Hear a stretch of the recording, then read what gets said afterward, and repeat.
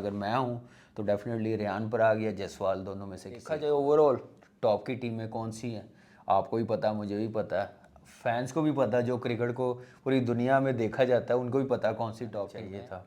मुस्तफिज़ु अपनी कंट्री का best player है, टॉप परफॉर्मर है, तो आईपीएल की टीम में आया केकेआर में। रिलीज़ करना वो थोड़ा सा मेरे ख्याल से वेरी अनफेयर। गेस्ट हैं, उनके इंट्रोडक्शन की कोई ज़रूरत नहीं है। कामरान अकमल, ये नाम ही काफ़ी है, पाकिस्तान का एक बहुत बड़ा स्टार। कामरान भाई, बहुत बहुत स्वागत है आपका। Thank you. पहले आईपीएल से शुरुआत करें। 2008 में आप आए आईपीएल खेलने और राजस्थान रॉयल्स चैंपियन बन गई। तो कुछ राजस्थान से जुड़ी एक ऐसी याद जो आपके लिए हमेशा यादगार बनी हुई है। देखिए, एक तो चैंपियन होना, पहला एडिशन आईपीएल का, और राजस्थान रॉयल चैंपियन बनी। ग्रेट मैन, ग्रेट, मिस करेंगे पूरी दुनिया। शेन वॉर्न जैसे टीम को लीड किया, Graeme Smith, Watson, Yusuf Pathan, Kaif, ये बड़े ज़बरदस्त प्लेयर्स थे। और मेरे ख्याल से Sohail Tanvir highest wicket taker जिसने टॉप क्लास परफॉर्मेंस दी है। तो ओवरऑल टीम एफर्ट थी, ये एक यादगार है। और अभी तक राजस्थान उसके बाद चैंपियन बनी नहीं है। जितनी ज़बरदस्त टीम है, जितनी ज़बरदस्त फ्रेंचाइज है, हर साल ऐसे ही लगता है कि शायद अब के बार बने। लेट्स सी, अब जो अपकमिंग सीज़न है उसके लिए चैंपियन बने, लेकिन जो वो मेमोरीज़ है 2008 की आईपीएल की, वो बड़ी ज़बरदस्त है। अच्छा कामरान भाई, आपने आगामी सीज़न की बात करी। मार्च में ही आईपीएल का अगला सीज़न शुरू होना है। कैप्टन डिसाइडेड नहीं है राजस्थान रॉयल्स का। संजू सैमसन थे, वो छोड़कर चले गए। अभी 3 खिलाड़ियों की चर्चा चल रही है, रविंद्र जडेजा, रेयान पराग और यशस्वी जायसवाल। आपके हिसाब से किसे कप्तानी मिलनी चाहिए? देखिए, आईपीएल में अगर इंडिया की क्रिकेट में अगर आपने कोई कप्तान प्रमोट करना है तो फिर आप डेफिनेटली जायसवाल के साथ जाएंगे या रेयान पराग के साथ जाएंगे।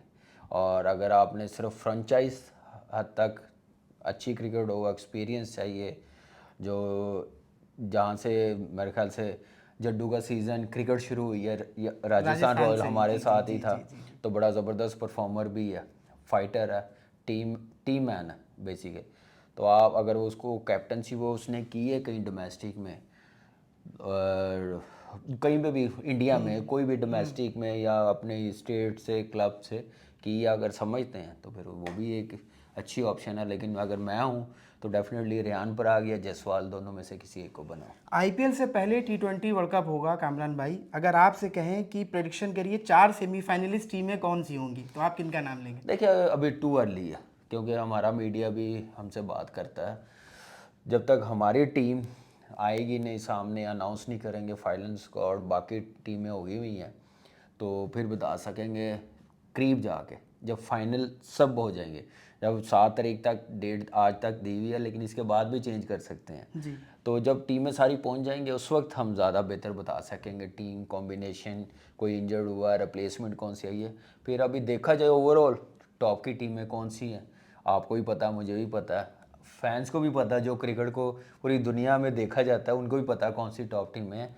लेकिन यह है कि लेट्स सी जब वर्ल्ड कप शुरू होगा। लेकिन अच्छा वर्ल्ड कप हमेशा इंडिया में हाई स्कोरिंग मैचेस होते हैं और बड़ा ज़बरदस्त होता है, फैंस आते हैं। श्रीलंका में पाकिस्तान ने खेलना, कोलंबो में, आपको पता है कि वहाँ पे भी लोग आते हैं। तो एक ज़बरदस्त कंपटीशन और इंटरटेनमेंट होगी फैंस के लिए। आपने पाकिस्तान टीम की बात करी, तो एक सवाल ज़रूर बनता है, क्या आपके हिसाब से बाबर आजम को टी20 वर्ल्ड कप टीम में होना चाहिए? क्यों नहीं होना चाहिए? बेस्ट प्लेयर है, अपनी परफॉर्मेंस से वो बना है और 100% होना चाहिए। इस वक्त पाकिस्तान टीम की डिमांड भी है और ज़रूरत भी है कंडीशन को देखते हुए। और ये अभी सिर्फ इसलिए आप ये बात कर रहे हैं कि श्रीलंका सीरीज़ में नहीं है, जी तो वो बिग बैश खेल रहा है, वो टफ़ क्रिकेट खेल रहा है, और टफ़ क्रिकेट खेल के आके इंडिया में श्रीलंका में खेलना, हमारे मैचेस तो श्रीलंका में है, जी। तो वो बड़ा आसान लगेगा। टफ़ कंडीशन में आके, ऐसी कंडीशन में आके खेलना बड़ा इजी होगा। तो वो ऑटोमेटिक चॉइस है, वो मेरे ख्याल से उसके बगैर अभी पाकिस्तान की टीम कंप्लीट नहीं होती। अच्छा, अभी एक नया विवाद चल रहा है। मुस्तफिजुर रहमान को, बांग्लादेश के जो फास्ट बॉलर, उन्हें आईपीएल से बाहर किया गया और फिर बांग्लादेश कह रही है कि हम अब पाकिस्तान की तरह हमें भी श्रीलंका में खेलना है। तो इस विवाद को आप कैसे देखते हैं? वेरी अनफॉर्चुनेट मैं बोलूँगा, ऐसा होना नहीं चाहिए था। मुस्तफिज़ु अपनी कंट्री का बेस्ट प्लेयर है, टॉप परफॉर्मर है, तो आईपीएल की टीम में आया केकेआर में। रिलीज़ करना वो थोड़ा सा मेरे ख्याल से वेरी अनफेयर मैं बोलूँगा। अगर आपने ऐसे ही करना था तो ड्राफ्टिंग में नाम ही ना डालते, ये इशू ही ना बनता। फिर आप देखें ना कि इसकी वजह से वो डेफिनेटली अपने प्लेयर्स वो देखेंगे कि हमारा एक प्लेयर सेफ़ नहीं है इंडिया में, तो पूरी टीम जब जाएगी 24 लोगों की, वो कैसे सेफ़ होगी। ये तो सिर्फ अब एक्सक्यूज़ मिल गया ना, बातें मिल गई हैं मीडिया को, बोर्ड्स को। तो उन्होंने देखा, अपनी सेफ्टी देखी है, तो उन्होंने रिक्वेस्ट की आईसीसी के सामने। तो ऐसा होना नहीं चाहिए। बहुत लेट हो गए हुए हैं, 1 महीना ऑलमोस्ट रह गया हुआ है वर्ल्ड कप शुरू होने में।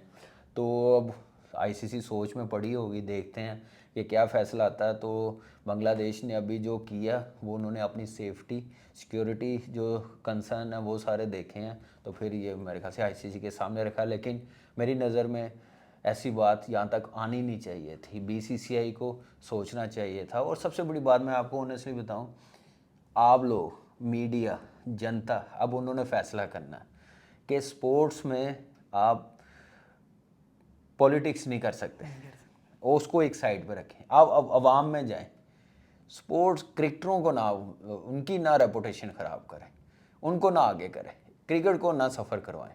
ये ऐसी गेम है या एंटरटेनमेंट ऐसी है जो इख्तलाफात होते हैं ना टॉप लेवल पे, ऐसी चीज़ों से, एंटरटेनमेंट से, स्पोर्ट्स से ख़त्म होते हैं, कम होते हैं। तो आप उसमें भी ये चीज़ें करेंगे तो अच्छा साइन नहीं है। तो इसलिए ऐसा होना नहीं चाहिए, अनफॉर्चुनेटली हो गया।